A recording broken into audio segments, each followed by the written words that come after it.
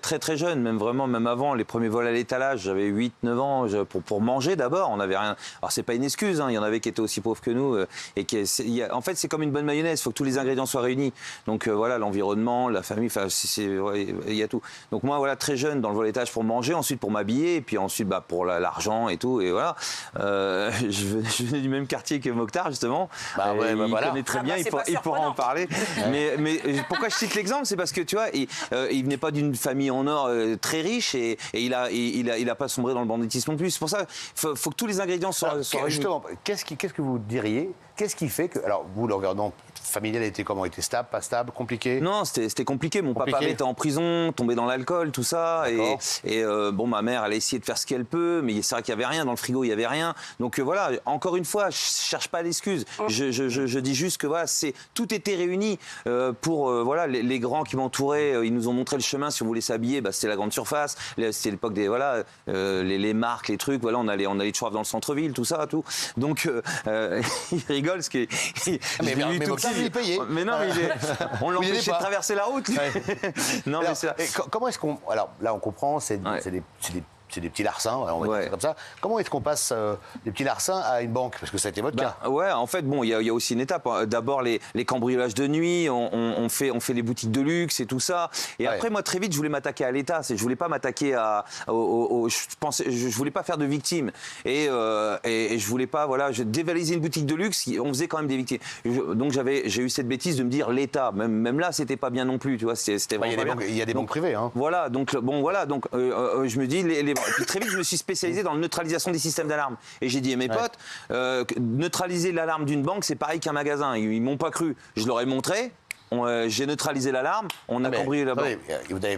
Mieux que ça, vous avez fait un tunnel. Ah oui, après, donc on a fait plein de banques qui réussissaient. Et après, avec mes potes, j'ai dit, on va en faire une dernière, une grosse. On voulait faire le casse du siècle à Caen. À la Spadjari, quoi. Voilà, à la Spadjari. On s'est attaqué au siège social de la Société Générale dans le Calvados. Quand même. Pendant 4 mois, on a creusé un tunnel dans les égouts jusqu'à la banque, jusqu'à la salle des coffres. 4 mois. Ah, je faisais 4 ans. J'ai dit 4 mois de creusage avec éboulement et tout. C'est le chapeau qui vous a inspiré?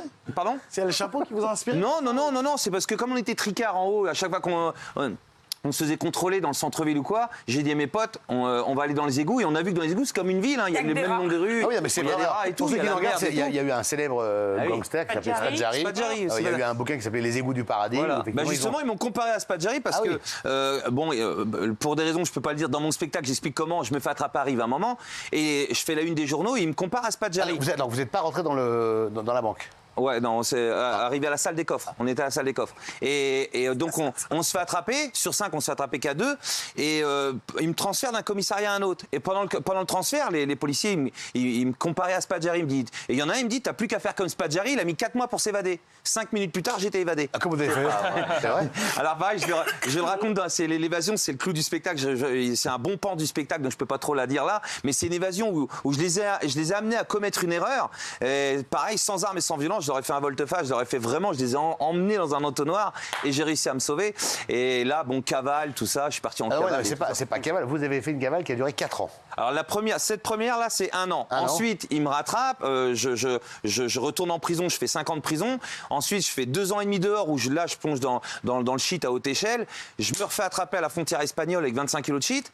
Et je fais 2 ans, je ressors en provisoire. Après, je prends 5 ans. Sur 5 ans, je fais 2 ans et je passe au tribunal, je prends 5 ans.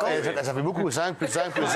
Là, on est quand même j'ai fait 10 ans. À 15. Mais donc, sur cette deuxième, là, je passe au tribunal, j'avais fait 2 ans en préventive, ils me remettent 3 ans. Et là, je refais encore tout un coup de cinéma de truc, moto, je pars encore en cavale, je me révade. Et là, je fais, sur celle-là, 4 ans et demi de cavale. Donc, en fait, votre vie dans l'illégalité, ça a duré de quel âge à quel âge? Alors, j'ai commencé à 8-9 ans, les premiers vols à étalage, jusqu'à la trentaine, quoi, jusqu'à la trentaine. Ah oui, donc c'est 22 ans de... Voilà.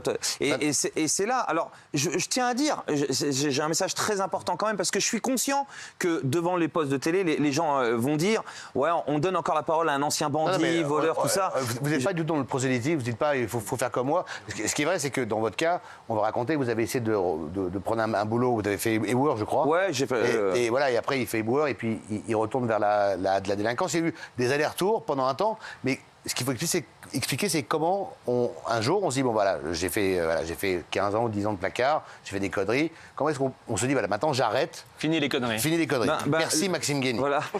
Déjà le déclic, moi j'appelle ça des déclics. C'est des déclics. C'est ce que je dis dans mon spectacle et tout ça. Et en fait le déclic, déjà c'est pas dans ma deuxième cavale. Pendant ma deuxième cavale, je voyais les gens qui allaient travailler, qui en vacances sur les places, parce que je partais en vacances pendant cette cavale. Faut pas déconner, pendant la cavale, partir en vacances quand même. Je partais en vacances quand même. Même si une cavale c'est glauque, tu étais tout le temps avec cette épée Damoclès sur la tête. Mais je voyais ces gens. On dit qu'il faut beaucoup d'argent pour. Il faut beaucoup d'argent. Il faut beaucoup d'argent, donc c'est pour ça. On le trouve où l'argent? Ah ben moi je retournais au casse-pied, j'y retournais quoi. Oui. Pendant cette cavale. À part pendant la deuxième, arrive un moment, j'ai décidé de stopper tout. J'ai vraiment décidé et c'est là que j'ai été travailler honnêtement. J'ai travaillé, je me suis comme attaché au SAMU de Paris, ambulancier. Ouais. Ensuite je montais sur scène sous le nom de Pinlu. J'étais recherché, je montais sur scène sous le nom de Pinlu. Les gens me disaient la Suisse, je dis je peux pas, je suis en cavale, tout ça, mais c'est vraiment vrai. C'est incroyable. Qu'est-ce qui fait replonger du coup? Qu'est-ce qui a fait replonger? Alors voilà, là j'ai pas replongé, j'étais recherché, mais je montais sur scène, je travaillais au SAMU de Paris, j'avais ma femme, des enfants, tout ça, je voulais vraiment être droit, mais je me refais attraper. Je retourne en prison, je fais ma dernière peine à Fresnes. Et donc là, j'ai eu mes premiers déclics. Et à Fresnes, encore plus de déclics. Là, je me dis, je veux vraiment montrer une autre image à mes enfants et aux jeunes qui sont autour de moi dans la prison. Mon papa avait été en prison, moi aussi. Je veux pas que mes fils y aillent aussi. Et donc là, à Fresnes, j'ai tous ces déclics encore plus. Et surtout, je fais rire la promenade. On me demande comment je me suis évadé la première fois. Quand je raconte mon évasion, sans présent, tout le monde rigole. Parce que voilà, j'y mets de l'humour, j'aime bien rire et tout. Mais j'ai pas besoin de beaucoup me forcer parce qu'elle est marrante. Ensuite, on me demande la cavale, de l'humour. À chaque fois, ça rigole. Et là, j'ai le déclic, je me dis, je vais montrer le mauvais exemple aux jeunes qui sont autour de moi. Ils vont se dire que c'est la rigolade, c'est le truc, David, il a une... J'ai voulu leur montrer le mauvais côté de toute cette vie. Mais si je commençais à leur faire la morale, on me dit, écoute, David, t'es plus marrant, va... Et là, j'ai décidé d'en faire un spectacle dans la promenade, de raconter tout ça avec plein d'humour et de dérision, mais surtout plein de messages.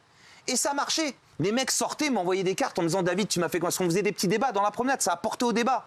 Et là, ils m'envoyaient des messages en me disant « David, tu m'as fait comprendre. » Et là, je me suis dit, si je peux leur faire comprendre à eux en prison... En étant à l'époque prisonnier, on est d'accord. Ouais, en étant prisonnier. Autant le faire dehors avant qu'ils aillent en prison. Et là, donc, arrivé dehors, je monte sur scène et tout. J'avais payé ma dette à la société. Et là, je rencontre Stomy Bugsy, Véronique Guimard, tout ça, au théâtre du Gymnase, plein de monde très important. Et pour ce que j'ai fait, voilà, Motès, tout ça, des personnes importantes. Et là, je fais le spectacle, ça marche. Au début, c'est dur, mais ça marche. Et avec Stomy, on fait déjà le truc très important. Les premiers qui achètent le spectacle, c'est le ministère de la Justice. Ils me font. Là, ça a été un truc de fou. Et donc, du coup, vous allez jouer en prison? Dans les prisons. Et même dans les prisons où j'étais incarcéré. Et donc, on amène des débats, tout ça. Et là, le truc de malade, je dis à Stomy, il me manque quelque chose. Et la place des victimes. Parce que je voulais vraiment faire prendre conscience. Et je parlais pour les victimes. J'expliquais les séquelles que les victimes pouvaient avoir sur des cambriolages, des vols, même des agressions, tout ça. Mais je me suis dit, c'est des victimes elles-mêmes qui doivent le faire. Et là, avec Stomy, on a décidé de rentrer en contact avec des victimes. On a rencontré une femme qui s'appelle Marie-Ange, victime d'un gros braquage. On l'a ramenée avec nous dans les prisons. On faisait le spectacle et après le spectacle, elle partait en débat. Et on a amené la justice restaurative. Très, très important. La justice restaurative, c'est les victimes qui ont enfin la parole.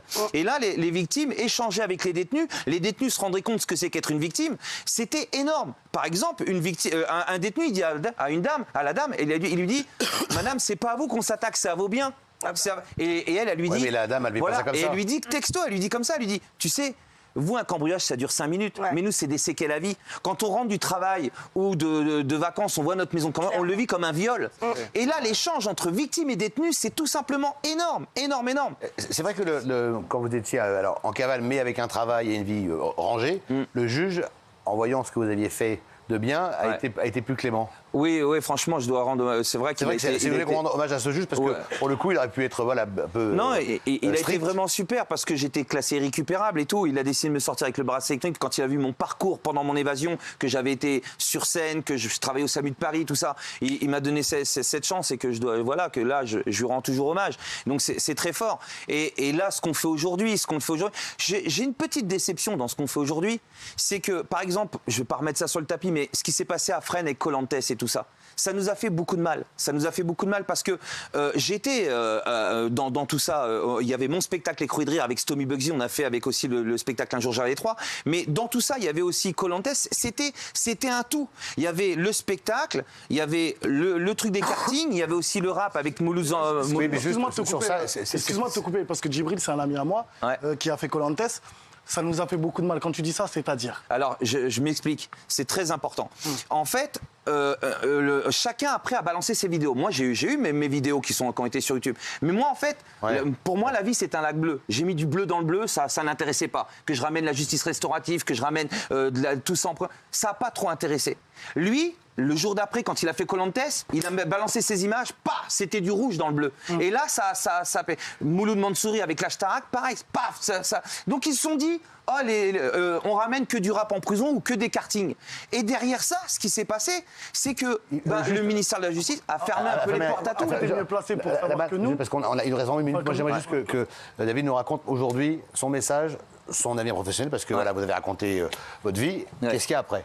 Alors, ce qu'il y a après, moi, là, il y a le spectacle, j'ai un autre spectacle avec Stomy et tout ça, Un jour j'arrive les trois, mais il y a aussi la préparation d'une série télé, je veux faire la BO de mon spectacle, on est en plein de préparation de la BO du spectacle, j'ai décomposé, je veux être... Alors, ils disent que ça n'a jamais été fait en France, la BO d'un spectacle, il y a déjà eu les BO d'un one-man show, BO de comédie musicale ou de film. Avant, il y a très longtemps, on enregistrait des spectacles, Coluche l'a fait. Non, là, en fait, BO, quand je dis BO, c'est vraiment BO. J'ai décomposé mon spectacle en 14 titres, et voilà, chaque thème, tout ça, et ça va être la BO avec des rappeurs, tout ça, voilà, on va faire la BO. Il y a déjà eu des BO de films, des BO de comédie musicale, mais le BO d'un one-man show, il paraît que ça n'a jamais été fait. Donc je veux faire ça, et je veux, voilà, la série télé, le cinéma, plein de choses. David, où est-ce qu'on peut vous voir aujourd'hui? À l'Apollo Théâtre de Paris, tous les jeudis à 21h30, en tournée. Demain, je serai à Vannes, au Centre des Arts de Vannes, en Bretagne, demain. Et tous les jeudis à 21h30, au théâtre l'Apollo Comedy Théâtre à Paris.